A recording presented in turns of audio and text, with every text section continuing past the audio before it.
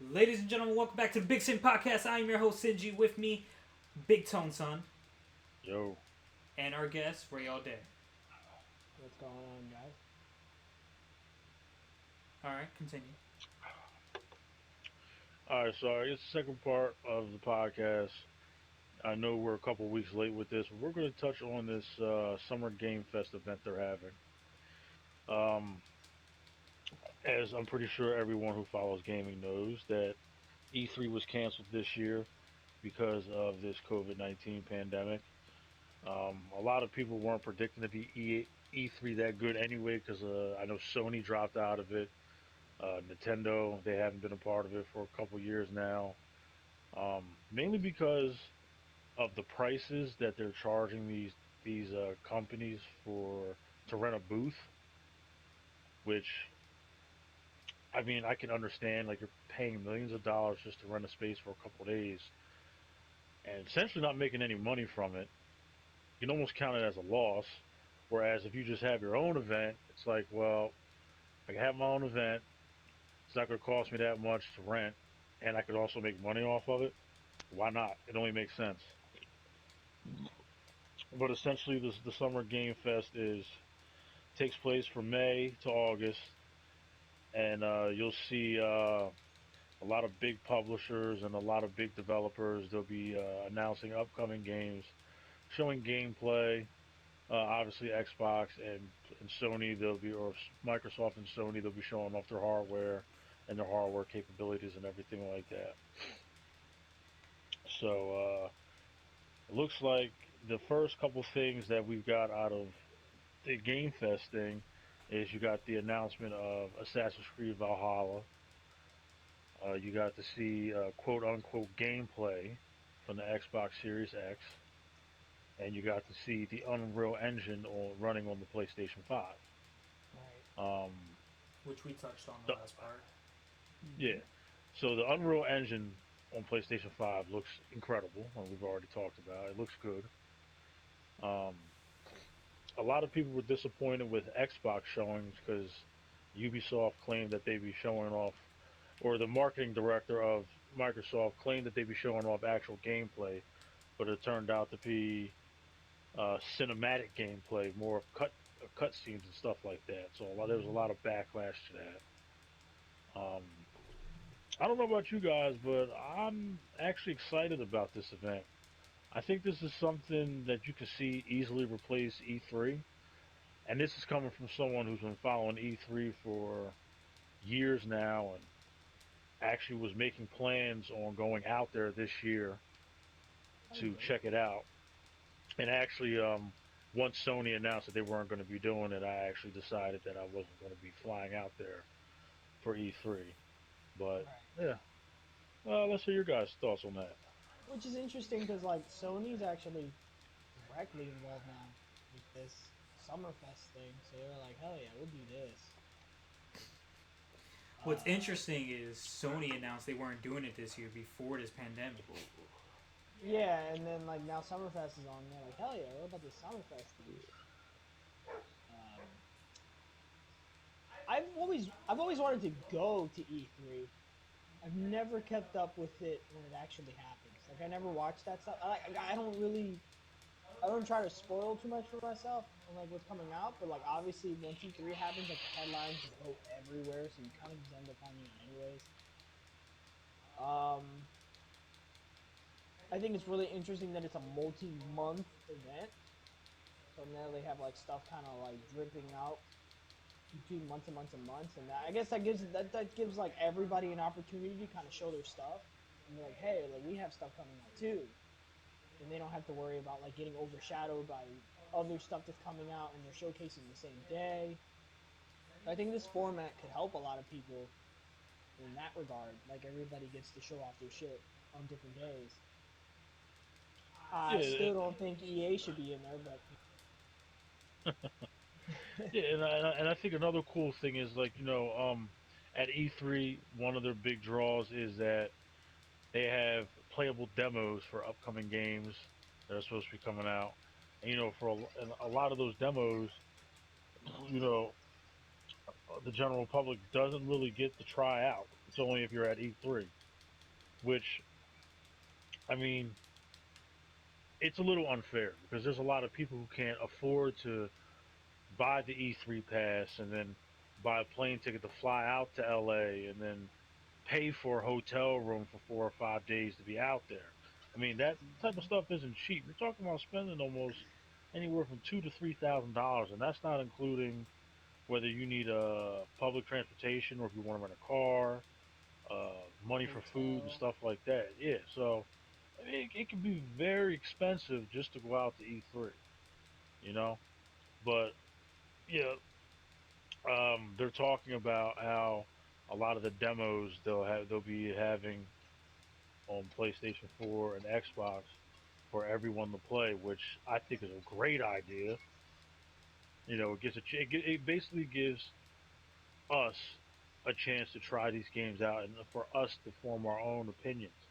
So I know a lot of times, I know for me when I was younger, um, I read a lot of GamePro magazines, and in a GamePro magazine, if that journalist is telling me that this game isn't that good, then no, I'm not going to waste my money and give it a chance Hmm. because back when I was in high school, I didn't have a whole lot of money. So why would I waste a little bit of money I have to try this game that's not really that great? Right. Because a lot of factors go into you not liking a game. You may not like the game mechanics, but I do. You may not like the gameplay, but I do. Yep.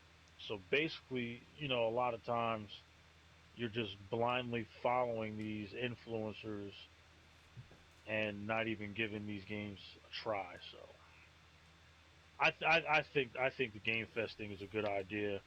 Um, I honestly think E3 may be dead, and this may be something that you see replace E3. And I'm not gonna lie, I'm actually really excited. Mm. Really excited about this. I miss the good old days of when you used to get the freaking the demo discs. Demo discs Yeah, were awesome. I remember the demo disc that I got from Pizza Hut back in 1999. First time I ever heard of Tony Hawk Pro Skater. First time I ever heard of Metal Gear Solid. And I can tell you right now, I probably poured hundreds of hours into both of those demos. Yeah, just look at the names you just put out. Like Tony Hawk Pro Skater is like forever in people's hearts, and Metal Gear Solid is one of the best PlayStation games ever. Yes, and You got to try them for free. yeah, and I can tell you, me and my buddy Andy Taylor, man, we would play these demos. I think we might have played that one demo disc for a year. A good year we played that demo disc. I mean, I used to play demo discs like that too a lot. I Yeah, I mean, mean, even go with ahead, Rose. demos coming back, maybe there's hope that like they'll start releasing more fully developed games and DLC is just like an add-on, or at the very least, a DLC will be worth the money that you pay for it. Because like what is DLC usually like 30, 40 bucks, 20, 30, 40, anywhere between those depending on the game. Yeah, depending on how big the DLC is. So like if you have a $60 game, then a DLC, if it's 20 bucks, it should feel like $20 worth of that game. You know what I mean? It should feel like $20 worth of content. It should be at least a third of that game. Well, here's I have a love hate relationship with DLC. Now, do I like DLC? Yeah, but I think DLC should be to expand the game, to expand the lore of the game. It shouldn't DLC shouldn't be used to where you cut out things of a game and then you charge somebody to play something that should have already been in the game. Like, I'll bring up the Division again. Survival is absolutely DLC. I have no problem paying $20 for survival because you can get hundreds of hours of gaming time out of survival. I mean, I had fun with it. I probably put a good 100 hours into survival before I stopped playing it. So when it comes to that, yeah, I understand it, but then you get stuff like, and I don't remember what Assassin's Creed game it was, but I remember there was a sequence that was completely cut out the game, and they sold it as DLC. So I That kind think of it stuff is was shit.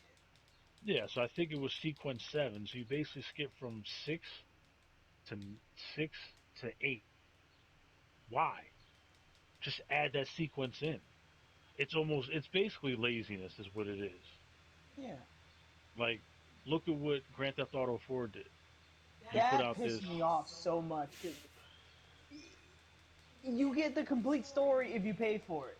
That it could have been a complete game with the two DLCs on the disc. Don't sell me shit that should have been on a disc. I'm sorry, you triggered a nerve on that well, see I like the GTA 4 thing because the main game told you Nico's story. one. Yeah, That was the whole point. So then the extra two DLCs that they had, it told you about side characters, yeah. which I didn't really have a problem with because the DLC actually wasn't even that expensive. So it was basically you paid $20 for two damn near full length games that added what 20 plus hours of gameplay, which isn't bad. I felt like The Lost and Damned was really short. The Ballad of If Gay Tony felt like kind of like a mini version of a GTA game. I'm not gonna lie, I didn't finish either one of them. Oh, there you go. I didn't finish either one of them. Mainly because it was just other games out at the time that I was playing. But it was You know, worth it to you. yeah, like by the time those came out, I was still playing Metal Gear Solid 4, and by the time that I was done with that, then you had Red Dead Redemption come out. Plus, at the time, I was working, I was in college, I never really had the time, Right, so it was just I had to pick and choose what I can do. right, And plus, I was in my early 20s, so I was getting drunk as hell. So you know, right. That factors in too. I just feel like when you look at Grand Theft Auto 5 and like the complete like they had the three-person story, I felt like Grand Theft Auto 4 could have benefited from that tremendously because I thought that the two other characters they introduced into the story were very interesting, and I would have loved to have gotten to know them better. That's why I felt like had they went with the three-person story for Grand Theft Auto 4, it would have been really cool. see now That's GTA why I felt 5, like it wasn't complete.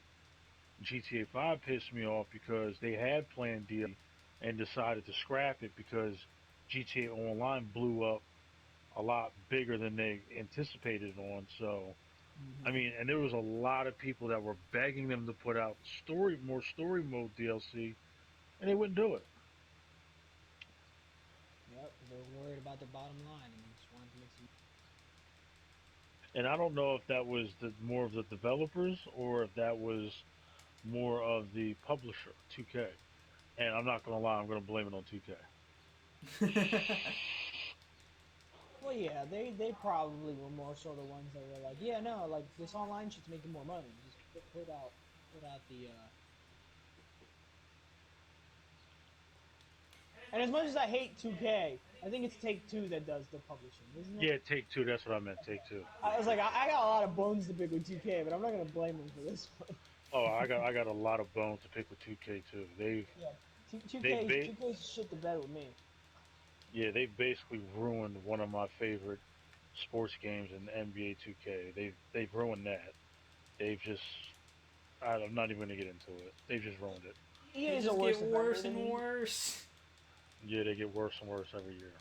Yeah, EA is a worse offender than me when it comes to sports titles. But then 2K got its hands on wrestling and then ruined it, so obviously I have a personal stake in that one. Yeah.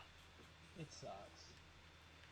So like any game they showcase in this Summerfest thing is supposed to be playable, like demo wise.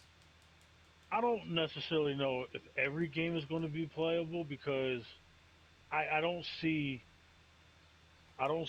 games that are meant to come out for PlayStation 5 or Xbox Series X to be playable demos on the current gen. But Well, I no, think no. any game that they plan on putting out for this current gen and next gen, I could see them having a demo for it. Like Cyberpunk, not Yeah. saying they will have a demo, but they could possibly put out a demo for. I don't see them putting out a demo for Last of Us 2 or Ghost of Tsushima or whatever the hell it's called, Ghost of Tsushima, whatever the fuck it's called. Yeah, Ghost of Um, Tsushima. Or Ghost of Tsushima, whatever it's supposed to call it. Ghost of Tsushima, whatever the fuck it's called. yeah, Teriyaki #2. I don't know how it's called. yeah, I don't know if they'll put out demos for those. Um, apparently, Renan there's a has new his own Batman personal game. grudge against that. What? Don't you have like a grudge against No, no, it was Sekiro. No, Sekiro. Sekiro. Yeah. Ghost of Tsushima actually looks really good. I actually forgot all about that game until you just mentioned it. I gotta look up some news on that or something because Yeah, I It should haven't be coming out really soon. been looking. I haven't been looking up anything on it, mainly because I just want to be surprised. me too. And I will say Sekiro, I got that confused with Ghost of Tsushima. I thought Ghost of Sushi, whatever. I don't know. I Sushi thought Chef 2000. I thought Sekiro was Ghost of Sushi. Ghost of Sushi. So when I bought it, I was like, this is nothing like I thought it was. And Sekiro is more in line with like Bloodborne and Yep. um Copy and paste. I forgot what the other games are, and I'm not a fan of Dark those Souls. games. Yeah, Dark Souls. I'm not a fan of those games.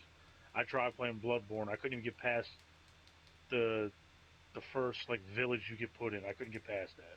I I just was think like, it's yeah, It's a too hard game, lazy. man. It really is a hard yeah. game. I was like, this type of game isn't for me. Right. So I wound up actually letting Sinji borrow it for a while, and then like like almost a year later, I was like, bro, I want it back just so I could trade it in for a different game. It wasn't for me. I didn't play it. I didn't want to play it because the game that it was supposed to be Tenchu would have been a much better game to play, and I didn't want to waste my time playing that because like I don't like Dark Souls kind of games. Like maybe if I have like an infinite amount of time to like get through it, because like the minute I get pissed off at it, I'm just gonna turn it off. So I'm gonna have to Yeah, turn it off a lot, because I don't want to have to stress playing video games that much. Uh, I don't really like, and I know that the success of Dark Souls obviously leaked out into the gaming industry because, like I said on the last part of this podcast, people take stuff from that game, and I think it's annoying because like not all of the things that worked for Dark Souls works for every other title, and it's kind of annoying when they do that. But now we have a lot of clones of Dark Souls that, to Bloodborne's credit, is very successful. So I will not get on Bloodborne because it's it's a good game for what it is. Sekiro, I'm not gonna give a pass to. It can go and jump off a cliff, as far as I'm concerned. Ghost of Tsushima looks cool though. yeah, it does look cool. I don't know. I'm kind of I am excited to see what games are going to be announced this summer and what demos are going to have available. I'm actually uh, I'm really excited. So I'm going to try to pay more attention to it. We only have so many hours of the day, Yeah. so I try to pick and choose what I'm paying attention to and what I'm concentrating on. But I'm gonna try to pay a little bit more attention to it because I want to see what the future has for us to enjoy. Yeah, that's kind of in the boat I'm into. It's not that I like am losing my interest in games. It's just that I am actively trying to dedicate less time into playing things. So like I'm just playing stuff that like I'm really interested in. If you really don't get my attention to where I'm just like, dude, I have to play this, I'm not gonna play it because it's way easier to just watch someone do it in like 2 days rather than play it for like a month and waste all that time. Because most games nowadays expect you to invest a lot of your time to complete them.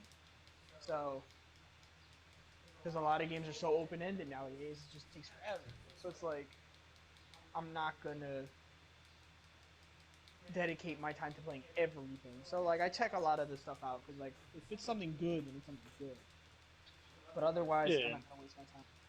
and I don't mind in games where there is a grind required to it. Right. But I think what a lot of these video game companies don't realize is, I'm not only going to be playing your game. Yeah.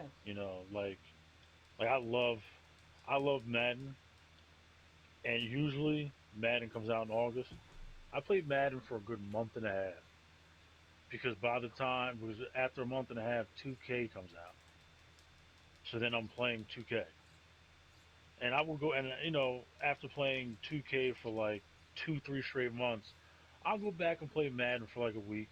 Then it's back to 2K. Then you got to think of there's Call of Duty game that comes out. There may be another game that comes out, like I don't know, a Batman game, an Uncharted game, a Hmm. Tomb Raider game, big AAA games that are coming out. I'm gonna want to play them, and then once I beat them, then yeah, I'll go back to Madden, I'll go back to 2K. But like what was it, 2018 to 2019 was probably one of the worst years to be a gamer because all these great games were coming out. Oh man, back to back to back. It was brutal. All the money that was spent trying to buy Yeah. these games and play them and then bang them out. So it was like, it was last year. The last 2 years were kind of brutal to be a gamer. At $60 a pop, it adds up, man. Yeah. So even with that, like I had to pick and choose. Like I actually was gonna try out Fallout 76, and I was like, nah, I'm not gonna do it. I'll skip You on know, that. I heard it tanked, but I did want to try that. Yeah. I heard the VR mode on it sucked balls. But it's one of those things where like I'll tell myself like I'll be like I want to try this out, but then at the same time it's like I don't want to spend money on this. And I'm sorry, like I don't. Like I don't want to have to sound cheap, but I have other things I need to be spending money on. I can't really. Well, yeah, well, no, I mean, listen, I understand, man. Because look, for me, it's like, yo, I have a family. Yeah. You know what I mean? I have a son I got to take care of. I have animals that I had to take care of. And then there comes to myself. Doing things with my wife. You know what I mean? Like I'm a sneakerhead, so I like to buy sneakers. Hmm. I like to buy clothes. I like to look presentable. I like to look good. So like there's sometimes like yo, I can pass up this game because I want to get these Jordans that are coming out. I want to get these Yeezys that are coming out, or I want to take my son to the water park for a day, or I want to take a family vacation. So it is what it is. Right. Shit just gets in the way. So like sometimes I'll just opt to watch something, like watch somebody that I like to watch on YouTube or something. Yeah. And just be like, all right, that's cool. I know what the game's all about. I'll be all Yeah, right. a lot of people don't really understand like how you can just sit there and watch someone play. It's like, listen, I sometimes I just can't get the game. Other times I'm in a position where I can't play it. In most cases, it's a couple YouTubers who play Mario Maker, where like they do things I think's really cool, but I just can't fathom doing that, and I would get too frustrated at the many attempts it would take for me to even get good at it. So Yeah. it's more enjoyable to watch someone play it, Hmm. or I just really enjoy a game and want to see how other people react to it. Yeah. Yeah, I wanted to get Mortal Kombat 11 when it first came out, but at the time, I was buying like 2 pairs of sneakers a month. You know Right. what I mean? I'm buying 2 pairs of sneakers a month. Um, I'm trying to get money together, some money together to give my son some summer clothes. I ride motorcycles, so at the time I was trying to get upgrades for my bike. Um, I just bought a brand new car, so now I got a $400 car payment. So it's like, it took me. I didn't buy Mortal Kombat 11 until maybe Hmm. November, December of last year. That's where I'm at with their new little story DLC. I'm just like I want to play it, but like I'm not about to spend the money on this. We're right now we're focusing on a moving out. I got these freaking medical bills. My job's not paying me. I'm like I got a lot on my plate. I'm not gonna spend money. on Mortal Kombat Story DLC. I don't care if you put RoboCop in the damn game, Yeah, I mean, cause even I though that bought, was really cool. But yeah, cause I actually wound up buying the character pass, and I haven't played with any new characters at all. yeah, I just, it's like it's a I cool don't game, have and I the, love Mortal Kombat, but like I just don't. Especially like, like they're really a grindy game too when it comes to unlocking shit. I'm like, no, fuck this. I'm not playing this game to unlock all this crap. It takes like forever to unlock just like a color palette for Scorpion. Like, what in the world is this? yeah, That is terrible. and that's one of my biggest problems with 2K starting with 2K18. Like I said, I understand in a game there's a grind that comes with it, It has to be worth it. but these past three 2K games, it's like it just got to the point where no, I'm tired of grinding. I don't want to do this Mm-hmm. anymore. It's not fun for me anymore. No. Especially 2K18 because like I made a playmaking shot creator, and there were some badges on that build where I like for instance the floater badge. I don't do floaters. I don't need to do floaters. So me trying to get that badge was always difficult because I don't like using the floater. So I don't want to grind for that. So eventually, like, I stopped playing once 2K19 came out, or even before 2K19 came out. I stopped playing 2K18 because I was tired of grinding for that badge. Stupid. I basically stopped playing, pretty much playing the online mode in MLB altogether, and I've openly accepted that I'm not going to play it anymore because I'm just like, dude, like I get it. Like I love baseball. I don't love baseball this goddamn much. Like I don't. This does not need to be the only video game I play every single day. Like it's no. I can't commit that kind of time to a video game. It's not gonna happen. Just to get all this stuff that like I'm not even gonna get to keep the next game and whatever. You know what I mean? Like it's useless. Like it's okay to grind for something, but if it's not really worth it, then I don't want to grind for it. And you know Like what? This you're not gonna make me conversation, grind for 3 hours for like a hat. yeah, and this conversation perfectly coincides with my feelings toward the Division Two. Like I'm not gonna do it for a hat or a freaking shoelace or something stupid.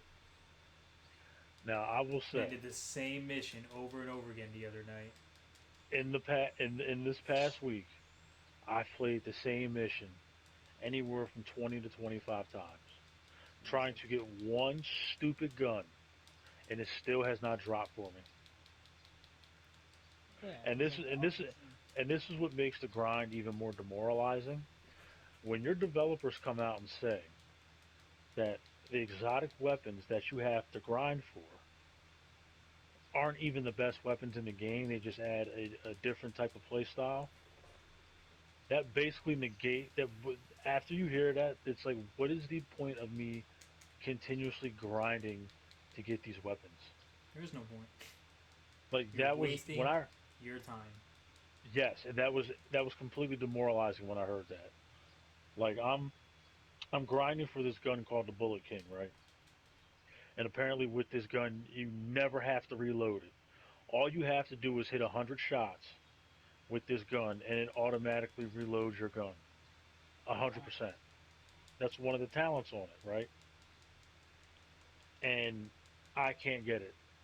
I mean, I've gotten an exotic rifle, I've got an exotic shotgun, I've got an exotic submachine gun. These are guns that I weren't even trying to get, and I got them, but I can't get this one. And it's absolutely, I said, it's absolutely, it does something to you when these developers come when they came out and said, oh, well, they're not even the best weapons. They're just they add a different element to the gameplay. Yeah, nine times Okay, out of ten, the exotic weapons. So at least in Destiny's case, they weren't the best things, but like they had like specific things that went with your class that like helped out. yeah. My thing is though, if I'm going to be grinding, make it worth my time. That's basically what it is. because not a lot of people have the time to be grinding like that. I mean, you got kids that are in school that play sports. You got even adults who have careers, so who have families. They don't necessarily have the time to sit there and spend all their time grinding. I'm fortunate because I get to, I don't say I have a career, but I have a job where I'm working 11-hour days. So when I come home from work, a lot of times me wanting to grind in the video game, I kind of don't want to do that. I don't. I'm Nor do I tired. have time for that shit. Yeah, like Yeah. I don't And have time, and it's for like every game. yeah, and plus the summer's coming up, so and I have a dog now, so I want to go out and do things with my dog. I want to go out and I have a motorcycle. I want to go out and ride my motorcycle. I don't necessarily want to be stuck in the house all summer on my days off grinding these fucking video games. Yep. I want me and my family to go to the dog beach. I want to do things as a family. As of right now, it's a little tough because of this pandemic we're going through. But The road, even if we weren't, yeah, but even if we weren't going through this pandemic, there's other things I just want to do. Like last summer, I rode my motorcycle twice. That's it. Mm. And I want to ride my motorcycle on the worst rate right now, but I can't because the MVC is closed.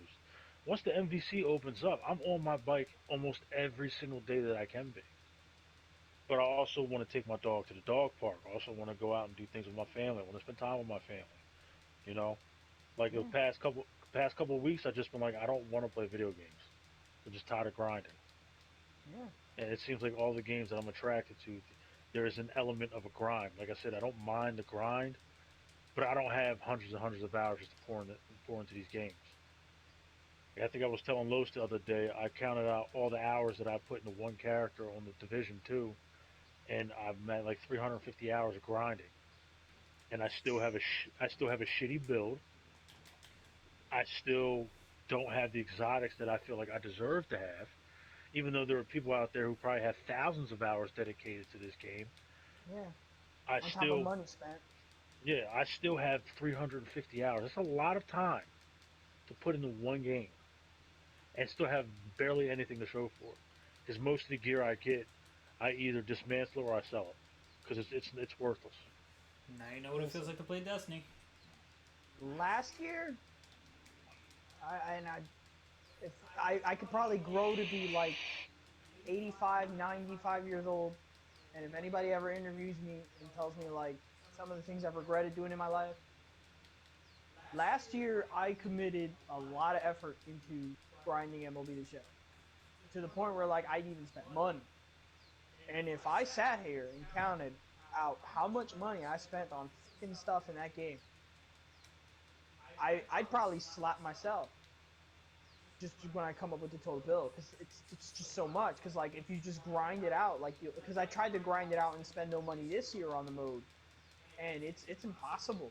It is impossible unless you dedicate like day and night to playing this freaking game. And it's like, dude, no. Like I want to go outside, soak up in the sun, have a beer, but like obviously can't do that right now. But on a normal time, yeah, when the weather's nice, I want to be outside. I don't want to do this shit all day. And half the time, once I play the game for a few hours, I hate the game and I never want to play the game ever again.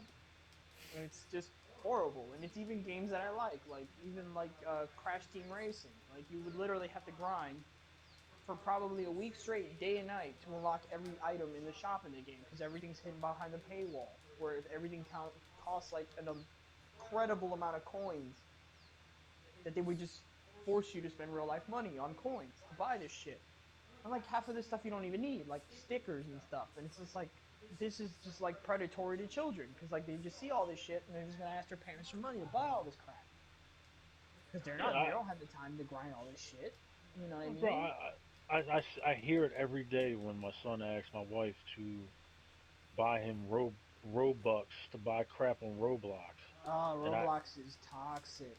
yeah, and I sat here. I think it was last night or this morning. I'm sitting there trying to explain to him like I think it was last night. I was like, listen, man, like you have to understand something. That game, when they stop supporting it, all that money that you dumped into that is for nothing. because all that stuff that you bought, you're not going to be able to get your money back. You basically just wasted your money. You basically wasted your mother's money on that stuff because once it's gone, it's gone. You can't use it anymore. Yeah. Like if I sat here and bought, it's just like the conversation we had before, where I could sit here and open up $1,000 worth of packs on on Madden's Ultimate Team or on NBA 2K's My Team, and then the next game comes out, all that money I just spent on 2K19 doesn't translate to 2K20. Now I got to start the process all over again. Yeah. It's a waste of money. All the money I spent on MLB 19 will never be refunded to me. Be nice though. Oh, I could really use it right now. It could probably replace a work paycheck. Yeah, I'm not gonna lie to you. It probably could. I mean, because I I mean, look, probably could. Yeah, I'll be, like that's the crazy part. Like you turn a $60 game into literally like freaking apartment payment or freaking car payment. yeah, because I mean, look, I'm guilty of buying VC. Because there's times where I'm like, because when you first make your my player, he's an overall 60 who can't even make a goddamn layup. So it's like, nah, screw that. I'm buying $20 worth of VC so that way I can get him to the point where I can actually compete in these games. Yep. You know what I mean? Just like I don't. Yep. This is because it's completely unfair. But there's a reason why they do that because they want you to buy the VC. They don't say something. They don't want you to grind. Nope. They do not want you to grind. They don't want. They want you to take the easy way out. So a That's why lot of they these make it games, hard. yeah, a lot of these games that are coming out are they're mostly all play to win, which I hope that's something that changes in the future. Like I feel like almost like the government has to get involved as far as loot boxes and these play to win uh, concepts that they put in this game. And a lot of times it's most of the time it's not the developers, it's the publishers that want these things in these games. Um, I really would like to see a lot of these developers go an independent route because I feel like if I feel like a lot of developers went independent routes, almost like how uh, these musicians do as far as music, they have far more input into what they're doing. They can do what they actually want to do. And I'm not saying that they won't have some type of microtransactions in their games, but it'd probably be for stupid stuff like cosmetics or skins or stuff like that. You know what I mean? It wouldn't be like, oh well, let's cut out let's cut out 20 hours of this game that are supposed to be in this game, and we'll sell it to you for like $30, $40. I feel like you wouldn't see stuff like that if a lot of these developers figured out a way to be independent and put out this stuff themselves. That's fair. Yeah, it's fair. And I honestly think you may see a lot of that once a lot of these brick and mortar stores start, because these brick and mortar stores are starting to become obsolete, like GameStop and stuff like that. Soon you may just see these developers like, yo, we don't really need these publishers. We can just go to Sony and say, listen, we got this game, blah blah blah. We're just going to put it out on the PS, on the PlayStation market or the Xbox or the Microsoft store and stuff like that. And you know what I mean? Hopefully in the future you see more stuff like that. Yeah, from smaller guys, because like obviously we've seen the big guys do it, like Kojima went and made his own studio, but he had so much backing that it's like, of course he did. Waiting for like the little guys to kind of get in on it too, Mm-hmm. and hopefully it does happen. Because like we've seen games made by like small teams of people, literally just like 3 to 5 guys or something. It takes forever to make the games, but when they're done, they're pretty cool.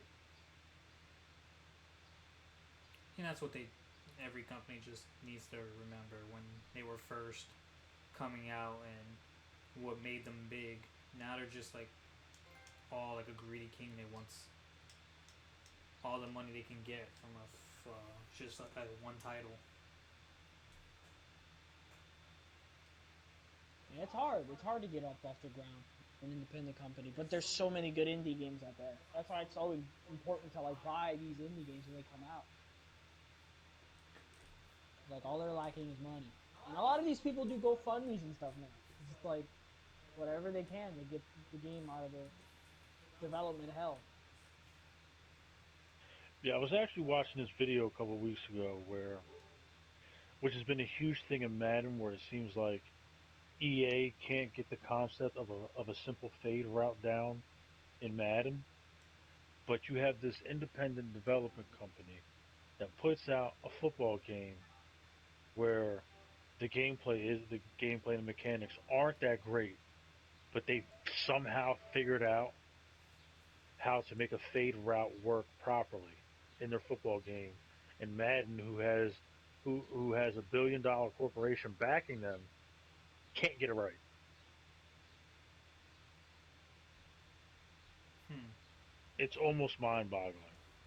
Yeah, You, and then it's always funny because like people will say like, uh, with like baseball games and stuff, they'll be like, oh, like why don't you just steal such and such mechanic from MVP 2005, or like I've been saying with like football games, because I used to play football games a little bit back in the day. I always used to say, why aren't the Madden games a lot more like the NCAA games? Because the NCAA football games are pretty freaking tight. Me not knowing a whole hell of a lot about football, I've always liked the NCAA football games a lot better. And then I yeah, think and people would always talk about like NFL 2K back in the day being like really good. yeah, you still have a whole community of people that still play NFL 2K because they feel like that is the greatest football game to ever be released. And I mean, Yeah. I've played it a few times. I mean, I thought it was decent, but also I don't have, back then I wasn't really playing football games like that. It was all Mm, GTA back then, so that's mainly what I was playing. right. Like MLB The Show is like literally the only baseball franchise out now because they beat out MLB 2K, but MLB 2K did certain things better than MLB The Show. Like their pitching mechanics were way more precise and just intuitive than what MLB The Show has right now. And it's like it's a shame that like these are the things that companies aren't taking from each other, are like the things that work, and they Yeah, just happen to steal things for like, you know, a monetary layout for how they can make the most money and maximize earn. And they're like, well, everybody's doing loot boxes, so we'll do loot boxes. And it's just like, stop, stop. Like you're just making these games worse by adding microtransactions. Like nowadays people mostly even have to warn you that before you buy the game that the game includes microtransactions because people hate them so much. yeah, It's crazy. It's probably more so on like the aspect of games not taking things from their competitor for the better. Just like, hey, instead of doing that, let's just try to make something of our own that's better. And Yeah, they should. It's just it's fear just and like, laziness. yeah, and like at that point, if they were just all right, so like if MLB 2K and MLB The Show just took what the other did better and implemented it into their game, they'd pretty much just have to make one game Well, together. no, 2K's out of business. That's what I'm saying. Like now that they're not around, MLB should just take their shit because they're not gonna stop them. You know what I mean? Like they're gone. Like there is no other American baseball sports game. You know what I mean? I wouldn't say like MLB The Show could steal from Pro Yaku Spirits because they can't do that because they're still around and they'd be like, hey, you stole our shit. But MLB 2K is defunct. Like they don't make baseball games anymore, so you could just take their stuff. Like it just, things like that, or like, Yeah, I think they could still get sued for something like that though. eh, their companies are no more, and they don't yeah. have to admit that they stole it because MLB has stolen other things. They stole stuff from MVP baseball and never admitted to doing it. It's almost like what 2K did to EA. You know, back in 2002 when EA put out NBA Live 2003, they were the first company to ever have a freestyle stick where they had a stick completely dedicated to doing dribble moves, right? Right. 2K their movement. And back then, 2K's dribble moves, but dribble moves, you had to hit circle on the PlayStation 2 to do these dribble moves, right? And then when you get to PS3 and the Xbox 360, the same stick that you use to move your player, that's how you would do your dribble moves. Well, once NBA 2K13 came out, they stole the freestyle stick to where now your right stick is how you did all your dribble moves, your crossover, your behind the backs, your spin moves, and stuff like that. So, I mean, it happens. So, I mean, as long as it's not patented, why not take it? Because you can take that, expand upon it, and make it even better. Mm-hmm. Yeah, I feel like a lot of people could benefit from stuff like that. Mm, It's like just I Yeah, just feel take like what works, man.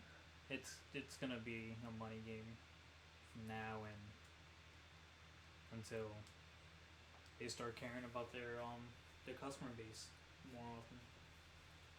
It just takes one person. It just takes one partner in one project to determine like what's gonna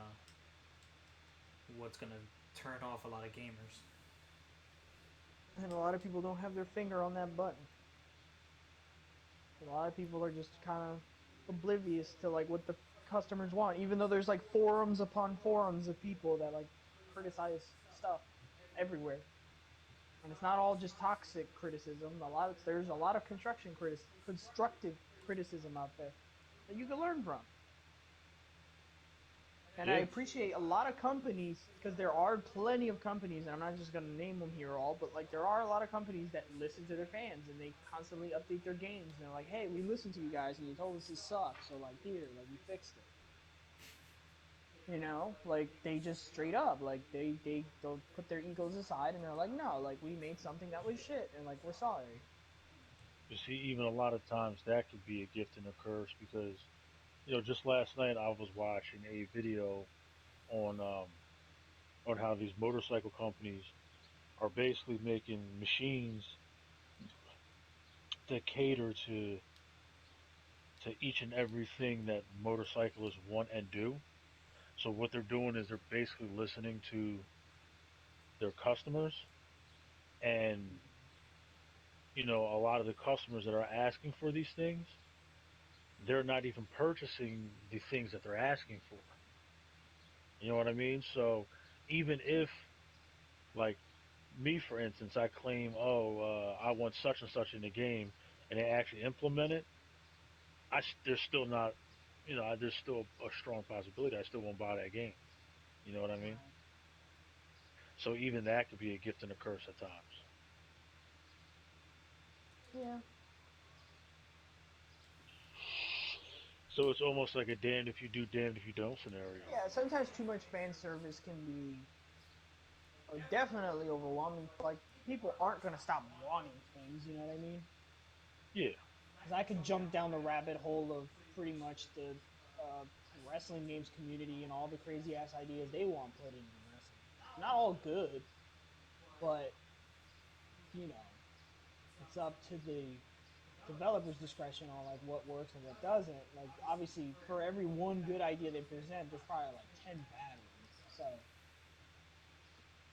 I definitely agree that they can't really listen to everybody, but it would be nicer for a lot of definitely the bigger companies because they're like the biggest offenders of it. Just to listen for like 2 seconds, and they can if they just dedicate a team to siphoning stuff out and just throw some ideas around in these meeting rooms rather than like, oh yeah, what's the next thing we can shovel off to like the masses for $20, then you would come out with at least much more of a half decent product than like the stuff they're coming out with now. But just like yeah, look at Ubisoft. I loved Ubisoft as a company. I really did because like Prince of Persia and all that stuff. Some of my favorite games. Splinter Cell. You know, really good stuff. But like, I was never interested really in Assassin's Creed after a certain point. Ooh, a And new even Prince of Far Persia game Cry. might look amazing. Oh yeah, oh yeah, probably. But Far Cry is like losing its sting with me because like I love Far Cry, but like the more and more these games come out, the more and more they just start coming a slew of microtransactions and like temporary like these DLC passes they want to put out for like expansion packs for the story, and it's just like, dude, like no. Like I don't want to pay you for all of this shit. Like no. Why is there a Mars DLC? Why is there a Vietnam War DLC? Why is there this? Why is there a whole story expansion that like you could have just put on the game? It's like Ubisoft, don't do this to me. But they going down that route because I'm sure they do it with Assassin's Creed too. Like I don't play Assassin's Creed. I'm sure there's plenty of shit to buy on there too because now they have it online.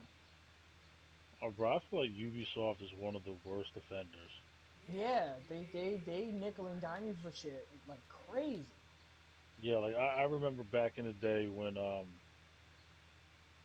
there was a huge stink about people buying used games, Ubisoft was leading the charge with if you can buy a used game, but if you wanted to use the online component that you had to spend an extra $10 to buy a pass to play their games online, which I thought was absolutely sickening. Yeah, it I was mean, like a Ubi Pro it, membership or something. yeah, it didn't last very long, but still, the simple fact that you would implement that on consumers is crazy. Hmm. Like, because there's a lot of people out there who can't afford to go out and buy a brand new game, so they have to wait 6 months to a year till when it's used and the price is down to like 30, $20, and they're like, all right, well, I got that money where I can afford to go buy it now. Yeah, because at one point, I God was in that forbid. situation. Hey, because Because at God, one my point, bad, my bad. I was like, at one point, I was in that boat. I was living paycheck to paycheck. You know what I mean? I just had a son. I live, I own my own home, so it's like I can't really afford to go out and spend a bunch of money on video games, especially when I have a family that I have to provide for. So a lot of times I do have to wait. I had to wait until a game was out for a year already to go purchase that. You know what I mean? So it's almost like you're telling your consumers, well, you can't afford this. Well, fuck you. You said wait a couple years for it to drop to 20, $30, and I was like, yeah, because God forbid you turn in a game, you get $30 for it, but that game came out yesterday, so they sell it for $50 instead of fucking 60. The worst is when you try to trade in a Uh, console. They'll literally charge you like $100 for like a $500 console. It's like, all right, yeah. it's one of those things. And now like games don't even like really depreciate that much unless you buy them physical copies. Because if you're buying them digital, most of them stay full price for years. Which I think is egregious as well. That's why I don't. That's why I don't buy a lot of games digital I because it's don't buy like, them digital unless it's like on the day they come out or they have a digital sale. Right. yeah, because there's no reason why they're still selling NBA 2K17 at full price on digitally, and you can't even use the online aspect of that game because the servers have been shut down. Mm-hmm. So how do you justify selling me a game that's 4 years old at full price when half the game, more than half the game, won't even work? Yeah. I started doing digital for a while, and then I started getting back into the novelty of just having disc games on disc. It's like there's so much still to be appreciated for having a game on disc, and you could just like give it to anybody you want. They could play the damn game. Like they don't need to have like access to your account to like play your stuff. Like you just it's nice to have a CD of a game. And I got a lot more into it once I started like collecting stuff for like my old PS2. It's like it's nice to like have the disc copies of games. Yeah, So like I don't understand like digital media for some reason doesn't depreciate. So like you always have to pay full price unless they're doing some sort of special stupid sale. And most of those sales have like the same games on them. yeah. It sucks. Hmm. So, fellas, do we have anything else to touch up on?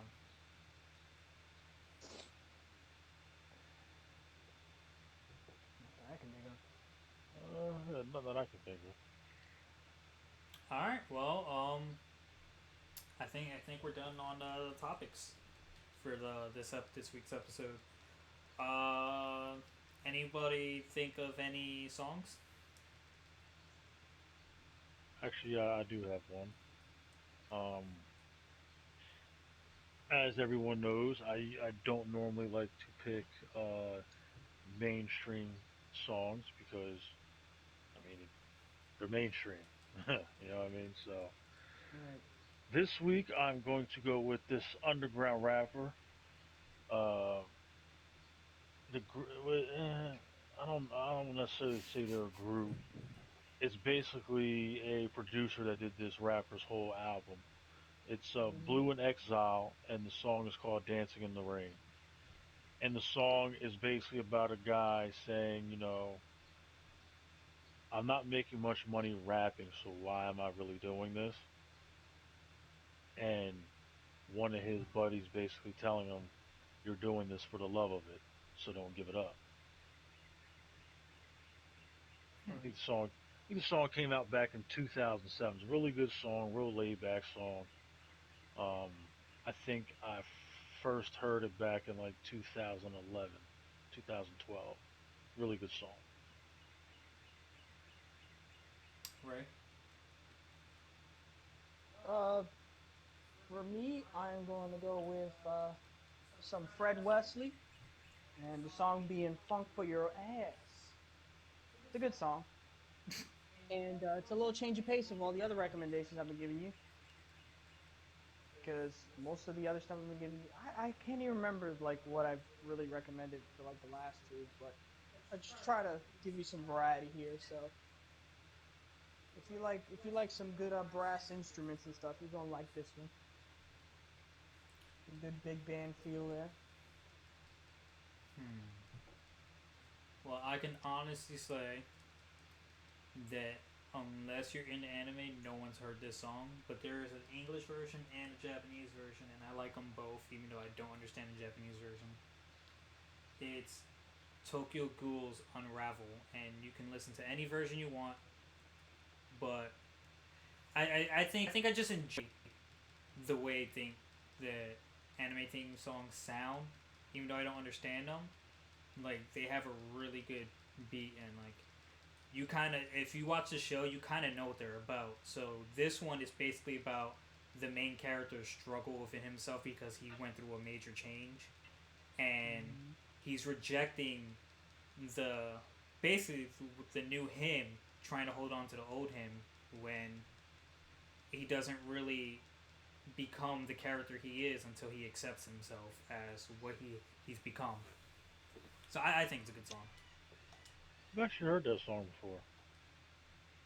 Tokyo Ghoul's Unravel. Yeah, Oh, I'm who just put fucking you with up? you. No, I haven't. I was like, yeah, I was There's like, no hey, fucking way. There's it's an no way. interesting story. Nah, Like, nah, I was It's like like, I who put haven't you up played for it that around one, you. There's Tony? no way you would hear it. nah. I've never heard that song. All right. Well, any last words? Anyone? No more motion blur. That's my closing statement. Fuck it. Fuck motion blur. So, Drink a gallon of water a day. Yeah, that's a good one. Yeah, actually.